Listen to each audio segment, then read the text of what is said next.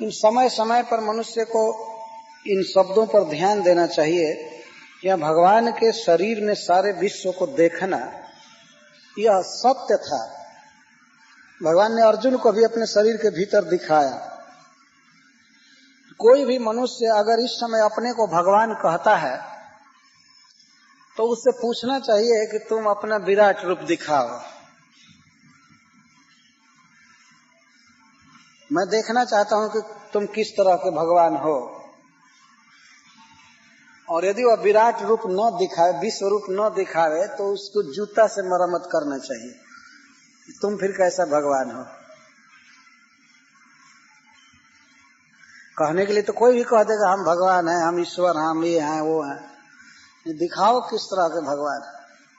और नहीं उसके शरीर को फाड़ करके देखा जाए कि इसके भीतर क्या है। कुछ भी नहीं है। आंतें हैं, खून है और मल मूत्र है, यही तो हमारा विराट रूप है। लेकिन आजकल प्रेस स्वतंत्रता है, पुस्तक लिखने की स्वतंत्रता है, किसी को भी भगवान लिख दो, किसी को भी कुछ लिख दो, ऐसे फैशन हो गया है। भगवान श्री कृष्ण के शरीर में कई लोगों ने सारे विश्व को देखा था, एक बार नहीं अनेक बार। सारा विश्व भगवान के भीतर, और वे भगवान सबके भीतर। ये दोनों बात संभव है। गीता में कहते हैं वे एक चींटी के भी हृदय में है, मनुष्यों के हृदय में है, कण कण में है, लेकिन सारा विश्व उनके भीतर है एक ही समय। यह अद्भुत साइंस है। मैटेरियल साइंस यहाँ काम नहीं करता है। वेद के प्रथम वाक्य में लिखा गया है कि ओम पूर्णमदः पूर्णमिदं पूर्णात् पूर्णमुदच्यते पूर्णस्य पूर्णमादाय पूर्णमेवावशिष्यते। अपराकृत जगत का यह हिसाब है कि पूर्ण में से पूर्ण निकाला जाता है तो पूर्ण ही बचता है, और पूर्ण में पूर्ण को समाया जाता है तो उतना ही रहता है। इस जगत में ऐसा नहीं है।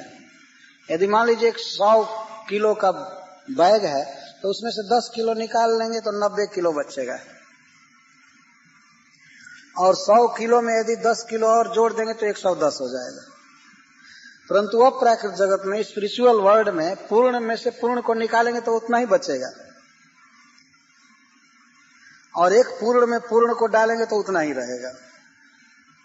भगवान के भीतर सब कुछ है, पर भगवान सबके भीतर है। हम लोग ऐसा नहीं हो सकते हैं। यदि हम इस हाल के भीतर बैठे हैं तो हाल हमारे पेट में नहीं है ना? ये सब नहीं है। लेकिन एक दृष्टि से विचार करेंगे तो हाल हमारे भीतर है।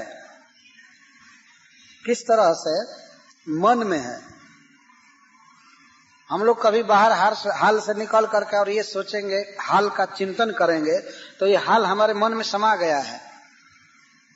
पूरा लंबा चौड़ा हाल या पूरा विश्व भी हमारे मन में समा सकता है। तो इस मन से भी फाइन बुद्धि है, और बुद्धि से भी फाइन आत्मा है, और आत्मा से भी फाइन परमात्मा है। इसलिए परमात्मा के भीतर ये सारा जगत है, परंतु इसके साथ ही वे समस्त जगत के भीतर है। यह भगवान का ऐश्वर्य। मतस्थानी सर्वभूतेषु, भगवान ने गीता में कहा। तो सारा जीव जगत कृष्ण के भीतर है, यह उनका ऐश्वर्य है। इन सिद्धांतों को हमें भगवत गीता से समझना चाहिए। वास्तव में कृष्ण को पहले हम समझ लेते हैं, तब कृष्ण लीला का अध्ययन किया जाता है।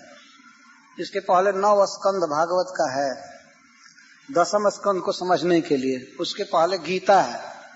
इन सब ग्रंथों को पढ़ने के बाद तब इन लीलाओं को ठीक से समझा जा सकता है।